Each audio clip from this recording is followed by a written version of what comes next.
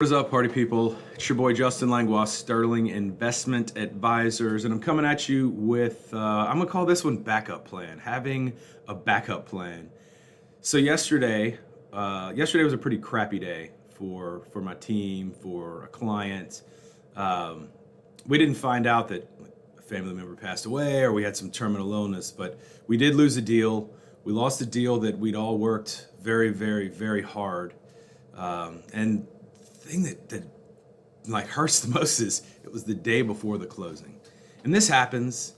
You do this long enough, it'll happen to you enough times where you never truly get used to it. It's like a bad breakup or maybe a little spat you might get into with a friend.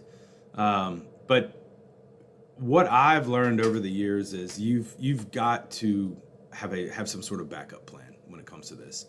So far too often, people in our industry, they pack it up, they pack it in. Actually, those are lyrics to a really good rap song. Let me begin. They assume that because they've got a letter of intent, a purchase agreement, terms are agreed to, property gets put under contract, it's just time to like shelve that deal and let's move on to the next one.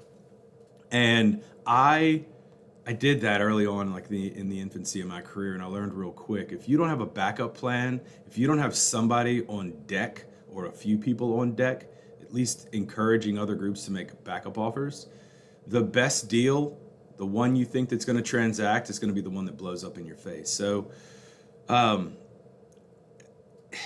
got a kind of a junior broker on this deal with me he's been a unicorn. He is saying and doing and writing things that I did not even know he knew how to do.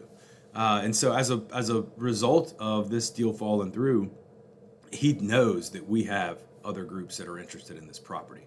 So it doesn't feel like we have to go back and start all over again. There's a lot of people that go to fancy schools for real estate and you can get a master's in commercial real estate. They don't teach you this in any of these classes.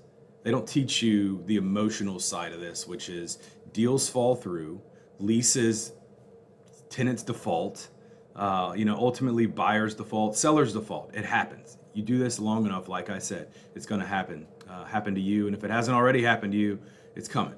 So just a little word of advice, have a backup plan. Tell your broker not to pack it up, not to pack it in. It ain't a done deal until everybody gets their check. And you can do that little fun thing where you hand them the key at the closing. Maybe you take a picture with that big key. I got a big key right there in my office if you ever want to come take a photo with it. Peace.